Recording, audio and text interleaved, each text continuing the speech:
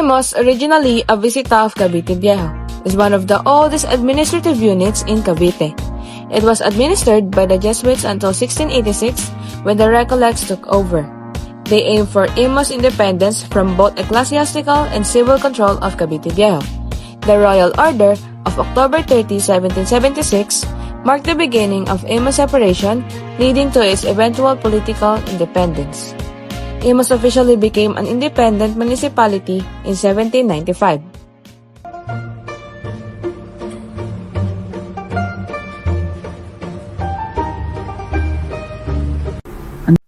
Ang Imus Plaza, matatagpuan ito sa harap ng simbahan o Imus Cathedral na nilipat natin, harap ng complex at harap ng dating munisipyo ng Imus.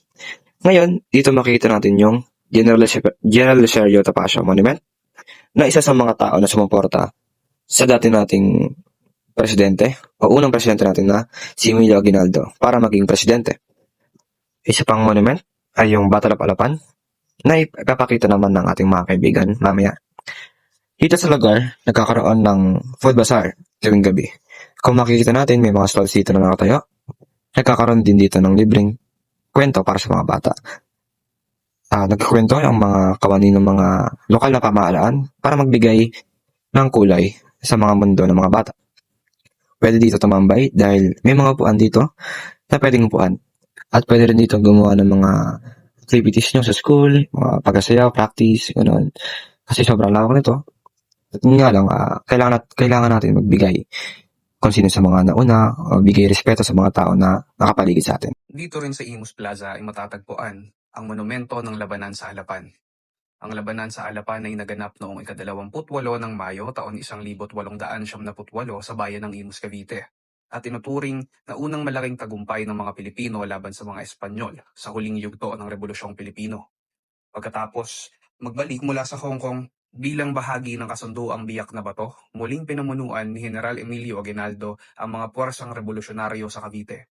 Sa panahong ito, humihina na ang kapangyarihan ng Espanya sa Pilipinas dahil sa papalapit na digmaang Espanyol-Amerikano.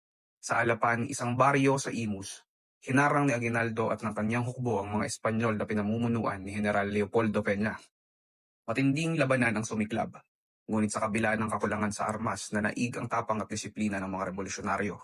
Tinalo nila ang mga Espanyol at nasamsam ang mga baril, bala at kagamitan.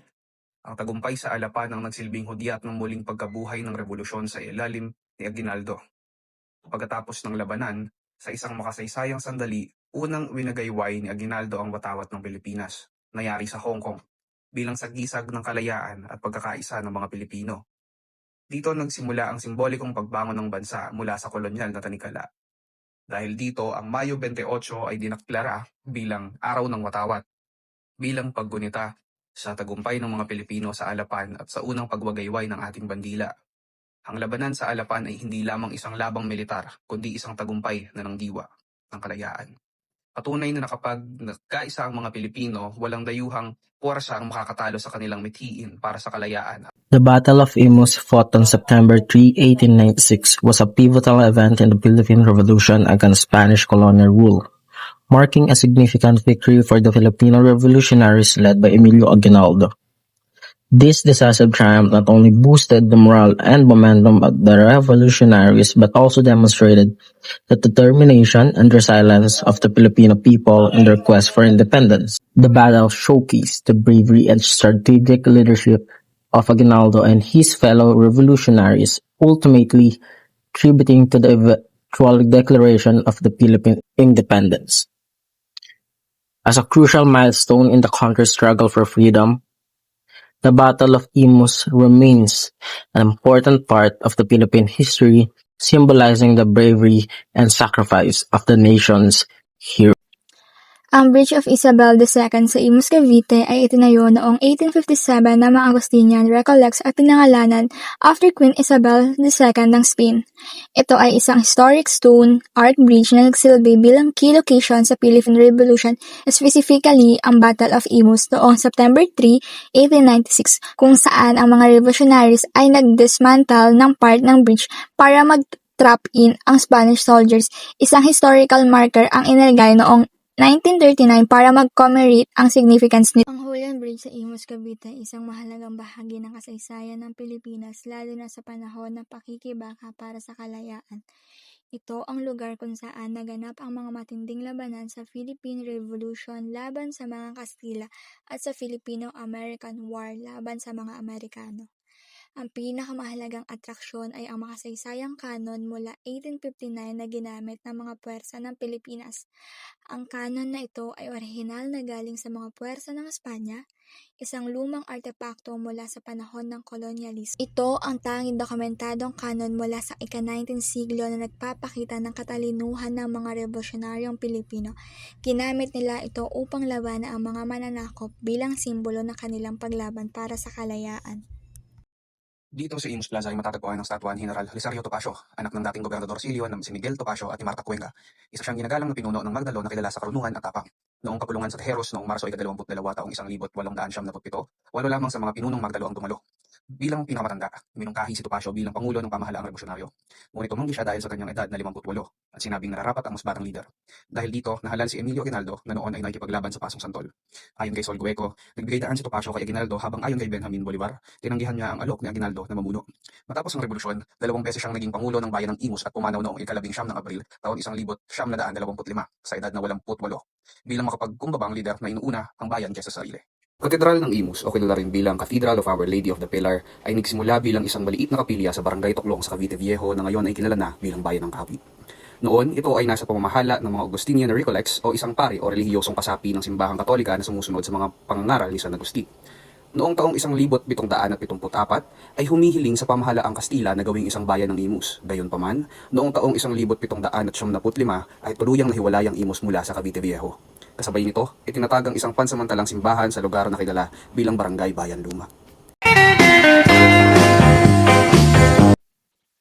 The story of Nuestra Señora del Pilar in Imus dates back to May 28, 1694, when the image was brought to Cavite by the Recollect. This marks the beginning of deep spiritual connection between the Virgin and the people of Imus. Over the centuries, numerous miracles have been attributed to her intercessions, further solidifying her importance in the hearts of the faithful. This account of divine intervention have woven a rich tapestry of faith and devotion around Nana Pilar, making her an integral part of the city's identity. This annual festival is a highlight in the city's calendar.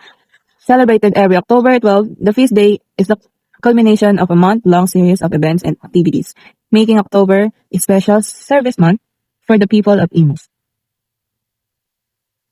Fiesta del Pilar. The Fiesta del Pilar in Imus is more than just a celebration. It's a profound expression of faith, a vibrant display of culture, and a unifying force of the community. Centered around Nuestra Señora del Pilar, the revered patron saint of Imus, affectionately known as Nana Pilar, this annual Fiesta del Pilar. The Fiesta del Pilar in Imus is more than just a celebration. The Fiesta del Pilar is characterized by a series of key events and traditions that showcase the community's devotion and cultural heritage. First, the procession and Holy Mass. The most solemn part of the celebration is the grand procession of the image of Nuestra Señora del Pilar, followed by Holy Mass. This event draws thousands of devotees who come to pay homage and seek blessings. Second, the Caracol. Second, Caracol. A uniquely Imusenya tradition, the Caracol is a lively dance procession that takes place on October 11, the eve of the feast day. The image of the Virgin is placed as a flower deck and dust and joyful dance around the city, accompanied by the music and cheers. Third, the Dalao Patron. In the weeks leading up to the fiesta, the image of the Virgin is brought to different communities within Imus of Dalao Patron. These visits involves vigils, prayers, and the singing of hymns, allowing more people to participate in the spiritual preparations for the feast day. Last, the Novena. A novena scheduled per vicariate is held at the Zion Shrine and Parish of Our Lady of the Pilar, offering 9 days of focused prayer and reflection in anticipation of the fiesta. The canonical coronation. A significant milestone in the history of Nuestra Señora del Pilar was her canonical coronation on December 3, 2012, granted by Pope Benedict XVI. This honor was bestowed upon her in celebration of the Golden Jubilee of the Diocese of Imus. The coronation ceremony was a momentous occasion attended by thousands of devotees and dignitaries, further cementing the Virgin's statue as the beloved and venerated figure. A celebration of unity and faith. The Fiesta del Pilar is more than just a religious observance. It is a celebration of unity, faith, and cultural identity. It brings together people from all walks of life, fostering a sense of community and shared purpose. The traditions, events, and spiritual practices associated with the fiesta serve as a reminder of the enduring the power of faith and the importance of cultural heritage in shaping the identity of Imus. As the city continues to grow and evolve, the Fiesta del Pilar remains a constant, a beacon of hope and symbol of unwavering devotion of the people of Imus to their beloved Nana Pilar.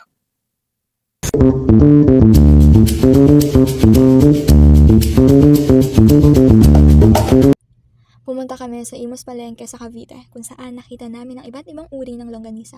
Dito may tradisyonal na hamonado, garlic flavor, at spicy variants mula sa iba't ibang lugar sa Pilipinas. Ito ay isang masarap na karanasan para sa food trip, kung saan nagtingin-tingin kami sa fresh na produkto at natutunan ang tungkol sa authentic na flavor ng ating kultura. Ang Imus Palengke ay isang perpektong lugar para sa pag-unlad ng lokal na industriya.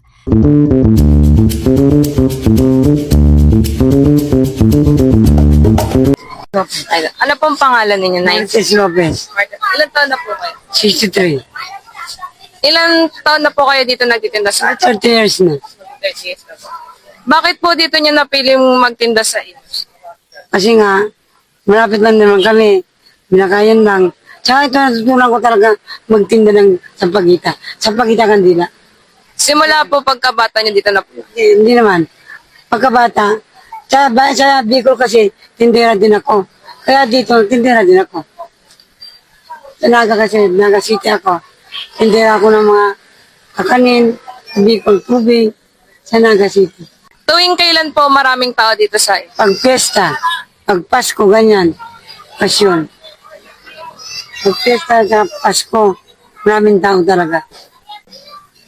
Ano po? Pwede po i-describe nyo po yung Imus sa isang salita na po. Describe nyo po yung Imus. Maganda na Imus, maganda. Maganda rin patakaran nila. Para po sa ibang information o trivia dito about sa Bell na to, mga to, tatanungin po natin si Ma'am Annalyn. Ma'am Annalyn, pwede po pa kayong ma-interview po? Sige po. Tungkol ba sa mga bell? Kasi may iba't ibang klase yan eh. May iba't iba ding paano siya pinabating pag halimbawang may misa. Halimbawa, yung dalawang malaki, yun ay ginagamit pag halimbawa may patay at saka may kasal. Pag yung maliit naman, bago mag-start ang mass, yun yung pinapaano nila para magikayat ng tao. Tsaka, pag halimbawa na yung mga trivia lang, kumbaga, yung mga bell na yan, nung nakalagay yan dun sa kampanaryo, ginagamit din yan na Ramon Revilla sa mga pelikula niya na, Pepeng Agimat, yan. Marami yung mga dito sinushoot, yan nakalagay yan dun sa taas ng kampanaryo. Okay po, maraming salamat po. Sige. Salamat po. Ayun guys, dagdag information.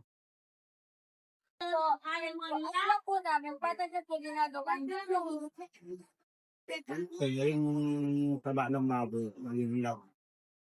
Pali, ang daw atin lang. 10 lang sa po. Hanggang next year. Tapos po, nilalagay niya po sa Ano to, yung bulok ng bulok ng baboy, pinakatipukan. Ito yung pinakagaya ko. Kasi may pag naman dyan, yung artificial, yan, nasabog yun. Ito hindi. Yung pinaka-original lang yung organismo. Hindi po.